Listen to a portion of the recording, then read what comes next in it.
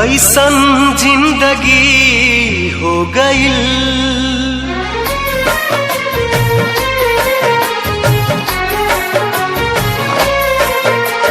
कैसन जिंदगी हो गईल, मौत से दोस्ती हो गईल।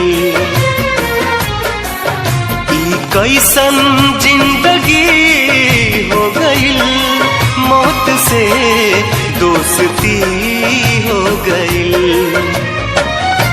अखिया के सपना बहे लोर बन के, हमसे नाराज हमरी खुशी हो गईल।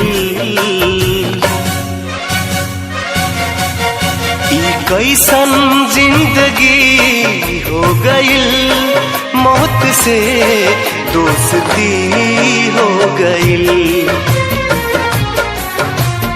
कैसन जिंदगी हो गईल, मौत से दोस्ती हो गईल।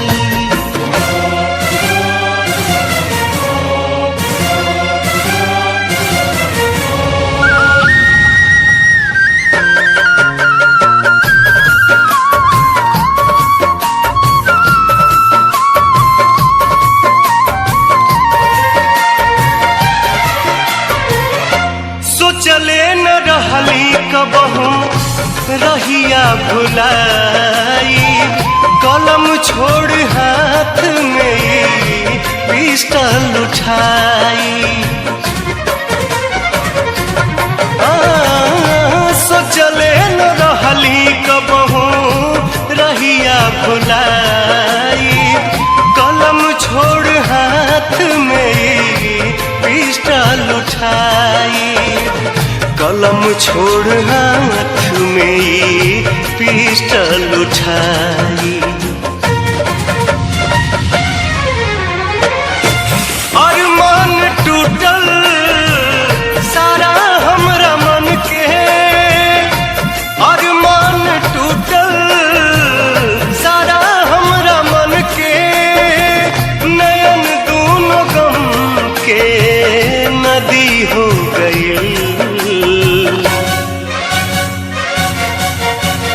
कैसन जिंदगी हो गईल, मौत से दोस्ती हो गईल। कैसन जिंदगी हो गईल, मौत से दोस्ती हो गईल।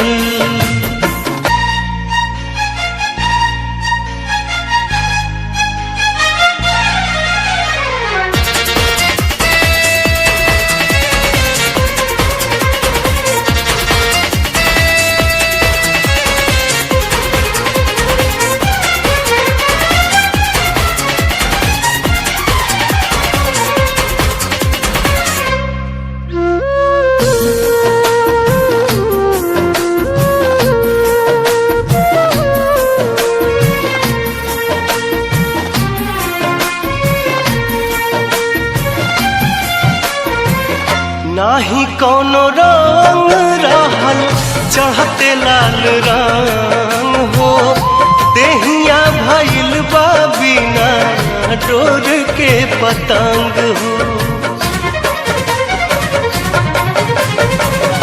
नाही कोनो रंग रहल चढ़ते लाल रंग हो, देहिया भइल बा बिना डोर के पतंग हो। देहिया भइल बा बिना डोर के पतंग हो। फूल बन गईली उजड़ल चमन के, फूल बन गईली उजड़ल चमन के, आपन भी लोग अजनबी हो गईल।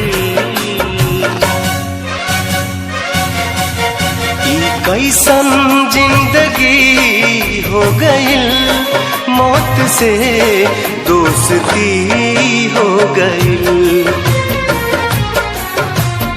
कैसन जिंदगी हो गई, मौत से दोस्ती हो गई।